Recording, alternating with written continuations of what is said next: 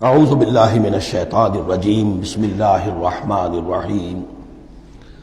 اب یہ پھر کچھ شریعت کے احکام آ رہے ہیں، گویا کہ خطاب کا رخ پھر اب مسلمانوں کی طرف، اہل ایمان کی طرف۔ شریعت کے احکام، عبادات سے متعلق تفاصیل۔ اور اے مسلمانوں، جب تم زمین میں سفر کرو تو کوئی حرج نہیں ہے تم پر، کوئی گناہ نہیں ہے کہ تم کچھ کم کر لیا کرو نماز میں۔ ان خفتم ان یفتنکم الذین کفروا، اگر تمہیں اندیشہ ہو کہ تم کو نقصان پہنچائیں گے کافر۔ ان الکافرین کانوا لکم عدوا مبینا، یقیناً یہ کافر تمہارے کھلے دشمن ہیں۔ یہ ہے قصر صلاۃ، لیکن صلاۃ الخوف کی حالت میں، جنگ کی حالت میں قصر کا حکم۔ اور اس میں بھی خاص طور پر جو صورتحال تھی کہ جب حضور کے ساتھ ہوتے تھے تو اب اگر شکل یہ ہوتی کہ آدھا آدھا لشکر علیحدہ علیحدہ نماز پڑھے اور پھر حضور ایک کے ساتھ نماز پڑھے تو دوسروں کو محرومی کا احساس ہوتا۔ لہذا آپ دیکھیے کہ ایک بہت عمدہ تدبیر بتائی گئی۔ فَإِذَا كُنْتَ فِيهِمْ، تو اے نبی جب آپ بھی ان کے اندر موجود ہوں، فَأَقَمْتَ لَهُمُ الصَّلَاةَ، اور آپ نے ان کے لیے نماز کھڑی کر دی ہو، فَلْتَقُمْ طَائِفَةٌ مِّنْهُمْ مَعَكَ، تو ان میں سے ایک گروہ کو تو کھڑے ہونا چاہیے آپ کے ساتھ۔ وَلْيَأْخُذُوا أَسْلِحَتَهُمْ، اور جو دوسرے ہیں وہ اپنا اسلحہ لے کر وہ چاق و چوبند رہیں۔ فَإِذَا سَجَدُوا فَلْيَكُونُوا مِنْ وَرَائِكُمْ، تاکہ جب تم سجدہ کرو، جو حضور کے ساتھ نماز پڑھ رہے سجدے میں جائیں تو وہ دوسرا گروہ جو ہے جو نماز میں شریک نہیں ہے وہ ان کی حفاظت کرے، کھڑے رہیں ان کے پیچھے۔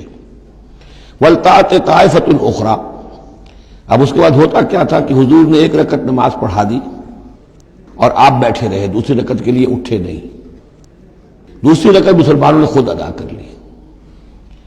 اب جب انہوں نے سلام پھیر دیا چلے گئے تو جو پہلے جو تھے جو اس وقت تک شریک نہیں ہوئے تھے وہ حضور کے پیچھے آ گئے۔ اب حضور نے ایک رکعت اور پڑھی تو ان کی ایک رکعت حضور کے پیچھے ہو گئی، اس کے بعد حضور نے ایک رکعت کے بعد سلام پھیر دیا، انہوں نے پھر ایک رکعت اور ادا کر لی، اس طریقے سے کہ کوئی بھی حضور کی امامت کے شرف سے اور فضل سے محروم نہ رہے۔ فَإِذَا سَجَدُوا فَلْيَكُونُوا مِنْ وَرَائِكُمْ وَلْتَأْتِ طَائِفَةٌ أُخْرَىٰ لَمْ يُصَلُّوا فَلْيُصَلُّوا مَعَكَ، اب وہ دوسرا گروہ کو آنا چاہیے کہ جنہوں نے ابھی نماز نہیں پڑھی تھی کہ وہ آپ کے ساتھ نماز پڑھیں۔ وَلْيَأْخُذُوا حِذْرَهُمْ وَأَسْلِحَتَهُمْ، اور ان کو چاہیے کہ وہ اپنی ڈھالیں بھی، اپنا بچاؤ بھی اور اسلحہ بھی ساتھ رکھے۔ وَدَّ الَّذِينَ كَفَرُوا لَوْ تَغْفُلُونَ عَنْ أَسْلِحَتِكُمْ وَأَمْتِعَتِكُمْ، یہ کافر تو اسی طاق میں رہتے ہیں، اسی امید میں رہتے ہیں کہ تم جیسے ہی غافل ہو جاؤ۔ وَدَّ الَّذِينَ كَفَرُوا لَوْ تَغْفُلُونَ عَنْ أَسْلِحَتِكُمْ، اپنے اسلحہ سے غافل ہو جاؤ، وَأَمْتِعَتِكُمْ، اور اپنے مال و اسباب سے، فَيَمِيلُونَ عَلَيْكُمْ مَيْلَةً وَاحِدَةً، تو وہ تم پر ایک دم ٹوٹ پڑے حملے کے اندر۔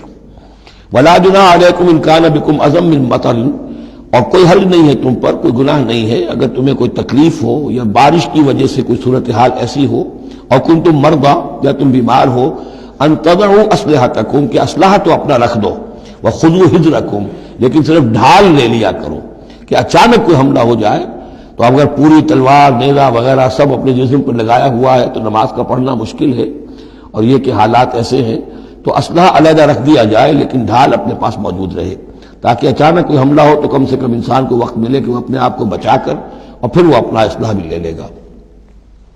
ان اللہ اعد للکافرین عذابا مہینا، یقیناً اللہ تعالیٰ نے کافروں کے لیے ایک بہت اہانت آمیز عذاب تیار کر رکھا ہے۔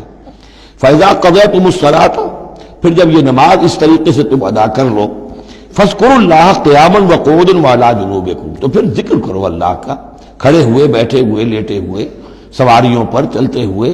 وہ ذکر جو ہے وہ ذکر کثیر، وہ صرف نماز کے ساتھ نہیں ہے بلکہ جیسے سورہ جمعہ میں آیا ہے کہ فَإِذَا قُضِيَتِ الصَّلَاةُ فَانتَشِرُوا فِي الْأَرْضِ وَابْتَغُوا مِن فَضْلِ اللَّهِ وَاذْكُرُوا اللَّهَ كَثِيرًا لَعَلَّكُمْ تُفْلِحُونَ، ہر حال میں جب تم اللہ کو یاد رکھو، اللہ کا ذکر کرتے رہو۔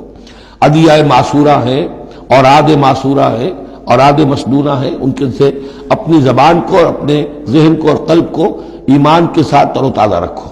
فَإِذَا اطْمَأْنَنْتُمْ، اور جب تمہیں امن حاصل ہو جائے، یعنی یہ نماز کی یہ کیفیت جو ہے یہ صرف اس شکل میں ہوگی کہ خوف ہے، صلاۃ الخوف، جب تمہیں امن حاصل ہو جائے، خوف جاتا رہے، فاقیموا الصلاۃ، پھر نماز قائم کرو، جیسے کہ نماز کے قائم کرنے کے آداب ہیں، اس کی شرائط ہیں۔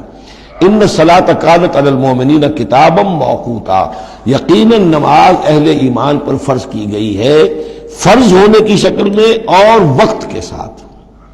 اس کی فرضیت ہے اور موقوت ہے، اس کے اپنے اوقات ہیں، اور اس اوقات کے ضمن میں آپ کو بتا چکا ہوں کہ حضرت جبرائیل نے 2 دن نماز آپ کو پڑھائی، ایک دن 5 نمازیں اول وقت میں، دوسرے دن 5 نمازیں آخر وقت میں، اور بتایا کہ ان کے مابین وقت ہے۔ وَلَا تَهِنُوا فِي ابْتِغَاءِ قَوْمٍ، اور دیکھو اس قوم یعنی اپنے دشمن کا پیچھا کرنے میں سست نہ بنو۔ اب تو یوں سمجھیے کہ جو حق و باطل کی جنگ ہے وہ آخری مرحلے کو پہنچ رہی ہے، اب آخری مرحلے پہ آ کے تھک نہ جانا۔ وَلَا تَهِنُوا فِي ابْتِغَاءِ الْقَوْمِ، ان کا پیچھا کرنے میں سست مت پڑو، ہمت نہ ہارو۔ ان تکونوا تعلمون، بڑے پیارے الفاظ ہیں، اگر تمہیں کوئی تکلیف پہنچتی ہے، الم پہنچتا ہے، بے آرامی ہے، فإنہم یعلمون تعلمون، تو کیا انہیں نہیں پہنچتا؟ انہیں بھی تو تکلیف پہنچتی ہے، وہ بھی جنگ کر رہے ہیں، وہ بھی زخم کھاتے ہیں، ان کے بھی لوگ مر رہے ہیں، وہ ساری تکلیفیں انہیں بھی پہنچ رہی ہیں، دشمنوں کو بھی۔ وَتَرْجُونَ مِنَ اللَّهِ مَا لَا يَرْجُونَ، اور تم اللہ سے امیدیں رکھتے ہو جو وہ نہیں رکھتے۔ تمہیں تو جنت کی امید ہے، تمہیں اللہ سے مغفرت کی امید ہے، انہیں تو یہ بھی نہیں ہے، تو اس اعتبار سے تمہیں تو ان سے کہیں آگے بڑھ جانا چاہیے۔ جو آخری آیت تھی سورہ آل عمران کی کہ یا ایھا الذین آمنوا اصبروا وصابروا ورابطوا، ان سے تو بڑھ جانا چاہیے صبر کے اندر کہ تمہارا سہارا تو اللہ ہے، وما صبرک الا باللہ۔ ان کے تو یہ من گھڑت قسم کے دیویاں دیوتا، ان کے دل کے اندر ان کی حقیقت میں کوئی قدر و قیمت بھی نہیں ہے، پھر بھی وہ اپنے باطل معبودوں کے لیے اس طریقے سے جان جوکھوں میں ڈال رہے ہیں، تو مسلمانوں تمہیں تو اس سے دسگنا کرنا چاہیے۔ وَلَا تَهِنُوا فِي ابْتِغَاءِ الْقَوْمِ إِن تَكُونُوا تَعْلَمُونَ فَإِنَّهُمْ يَعْلَمُونَ كَمَا تَعْلَمُونَ وَتَرْجُونَ مِنَ اللَّهِ مَا لَا يَرْجُونَ وَكَانَ اللَّهُ عَلِيمًا حَكِيمًا، اور یقیناً اللہ تعالی علیم ہے اور حکیم ہے۔ اب یہ چند آیتیں آ گئیں اہل ایمان سے خطاب میں، اب پھر کچھ منافقوں کا معاملہ ایک آ رہا ہے۔ صدق اللہ العظیم۔